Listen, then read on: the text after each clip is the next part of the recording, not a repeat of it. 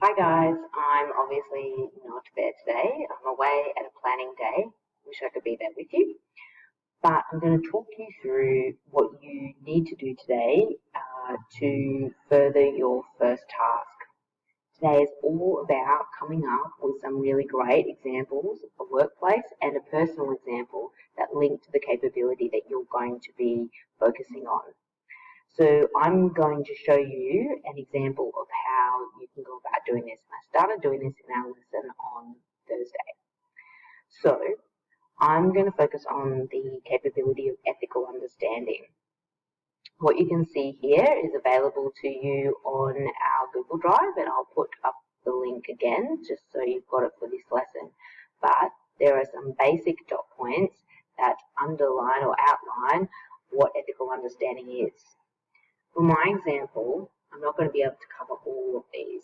So I've chosen to look at these three particular dot points. So exploring ideas, rights, obligations, and ethical principles, considering workplace safety principles, practices, and procedures, and developing ethical, sustainable practices in the workplace and the community.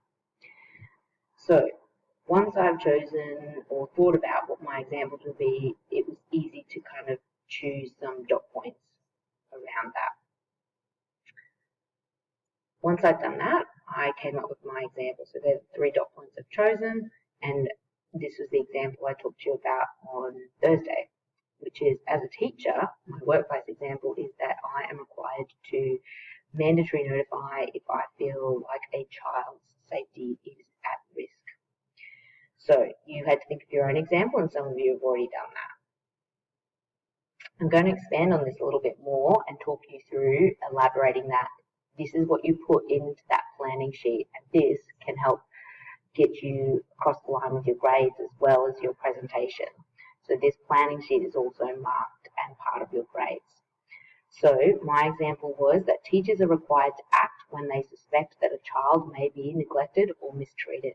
It is my duty to ensure the rights of a child to be safe and nurtured. I need to understand the procedures of when and how to report something.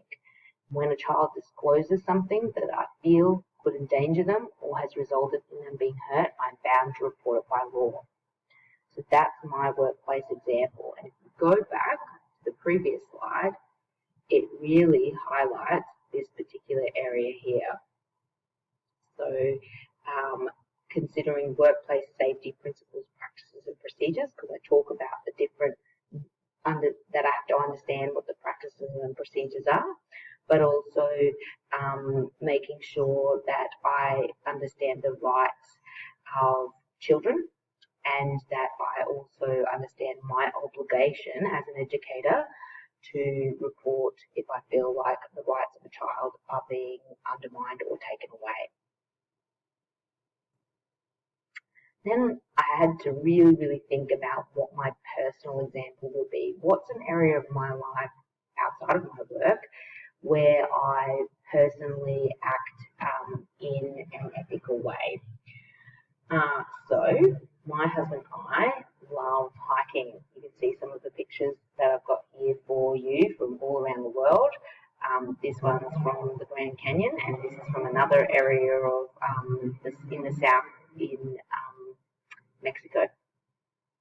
So when I thought about hiking as a passion that I have, one of the things that triggered for me was this quote: "Take only pictures, leave only footprints, kill nothing but time."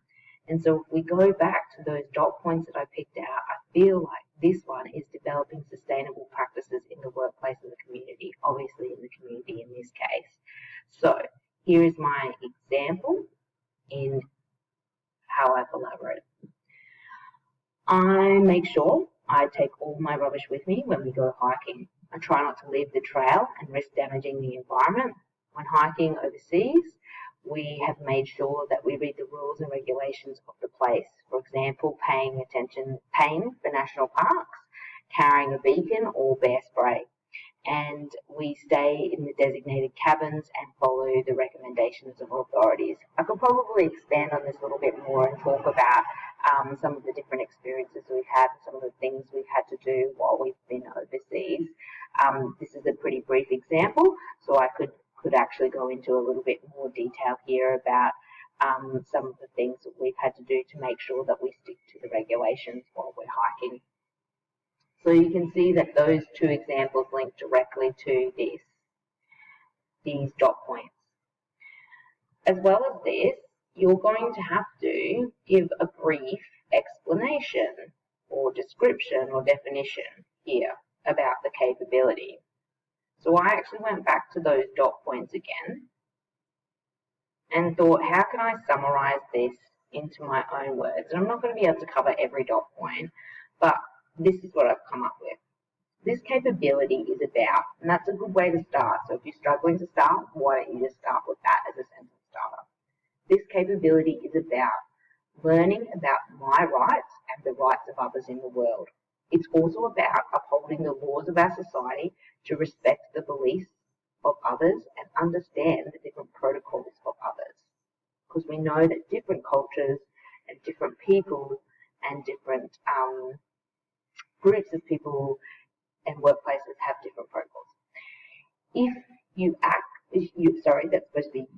acting ethically, you would be obeying the safety practices of the workplace and considering the morals and ethics behind the choices that you make, should say. Ethical understanding relies on honesty and integrity, being truthful and respectful.